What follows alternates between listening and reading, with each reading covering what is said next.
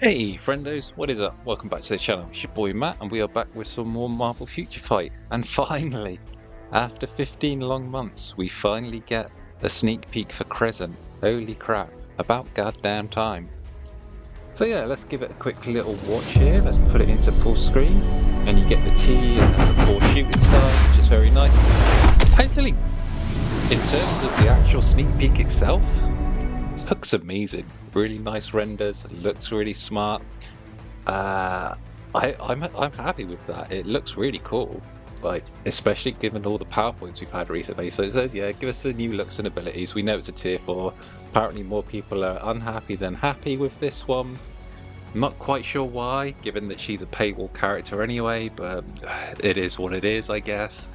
And considering she's most likely just going to be a female combat leadership, she might give all allies, like she currently does with her latest uniform. But still, it's nice to see her. As for MFFers, I'm still thinking the 10-year anniversary is going to be X-Men 97. We shall see. Medusa, honestly, at this rate, who knows what's happening with Medusa? Maybe they'll give Black Bolt a new uniform and they'll do a tiny update for Inhumans, maybe a mid-month for Inhumans at some point. I can't see them doing a full Inhumans update, but I guess they've got to give them all Transcendence at some point, question mark. So yeah, what's going on this week in Marvel Future Fight? Daredevil, we know, sadly has crashed and burned. People are still trying to put lipstick on this pig of an update by saying Kingpin's great, which yeah, is true, but that's about it. We got the new ranking battles, which is cool. You can see here, I've just been auto-playing. I haven't really bothered putting too much effort in. So we got a lot of the rewards, but not all of them. So we'll just jump in here, and I'm just going to auto-play and just show you guys how it is for those of you who have. I'd imagine most of you have already tried it by now. Probably gone ahead and got more rewards than me, but still. So we're just going to whack on autoplay and you can just see. So it's very much your ABX ABL. You get a couple of times where you have to use a specific move, and if you don't, then you get stunned, which obviously stops you from scoring points. If you hit it in time, then you're going to keep on going. You'll get buffs and things like that. At the same time, you can see there are certain AoE attacks that the enemy does. You can see there with the purple effects on the ground, you want to avoid those, which will stop you from moving. I think it's very similar to ABL in the respect that I'm personally a little bit worried, and we'll see how it is going forward. Now obviously, given this isn't his latest, the new uniform, because I refuse to pay full price for it, I might pick it up just for the sake of it and just for the sake of spending some crystals during the anniversary. But then we'll see if X-Men 97 does drop. I'm going to be spending my crystals on that instead.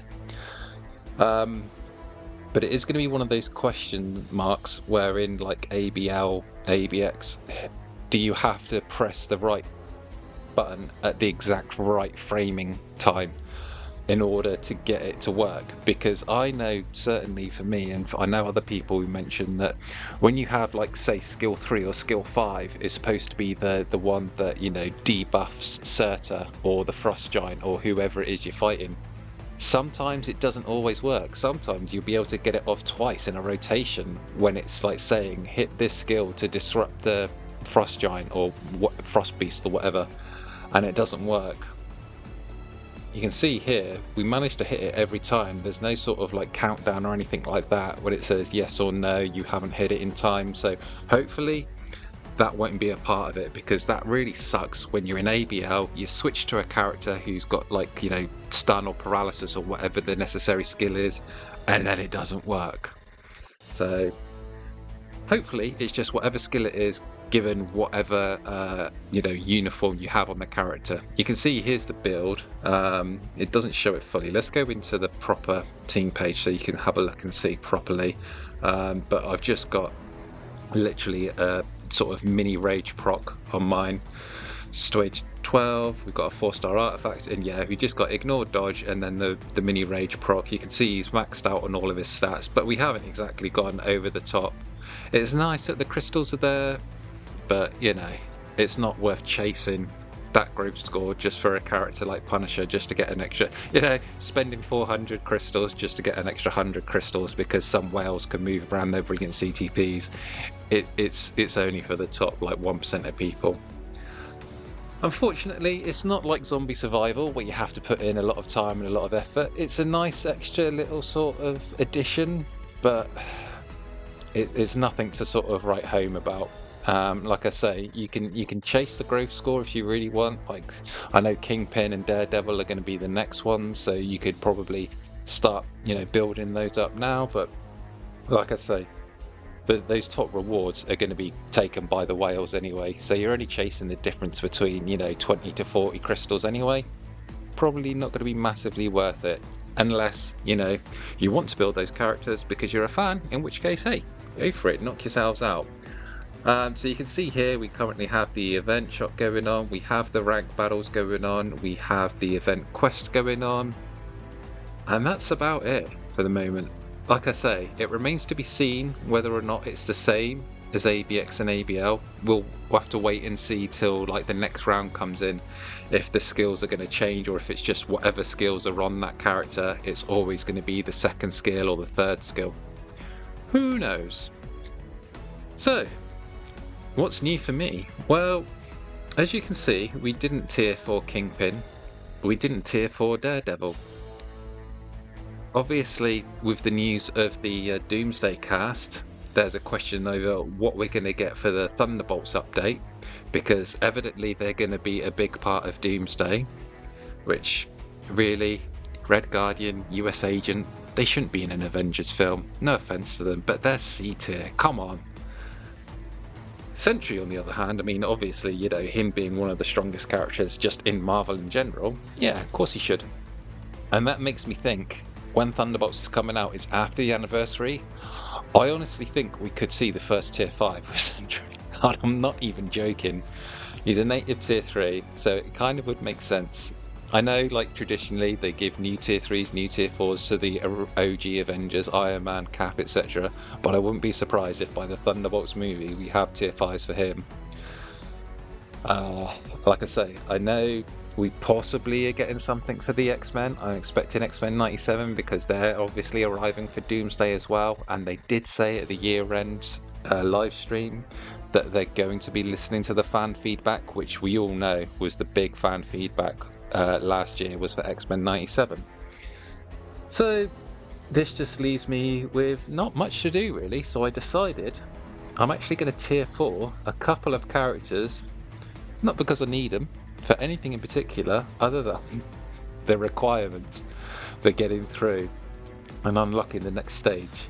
So yeah, you can see here we need Moon Knight to unlock stage 10 of Ebony Maw and Black Dwarf, and then for Corvus and Proxima we go up to stage 19. I know, not massively high, but who can be bothered these days? We need Gwenpool. So I decided, you know what, there's a big surplus of tier 4 materials that I've built up because we've had so many lackluster updates.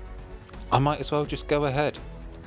So we're going to see exactly how much. So you can see here we've got nearly 20,000 Soul of the Foul Team, which is usually the big sort of sticking point. We've got way more than enough Carbo with 40-odd thousand. And then Life Seed you only really need for the increasing the skills, which is, as we all know, the biggest scam because they absolutely do no difference between a level 6 skill and a level 10 skill.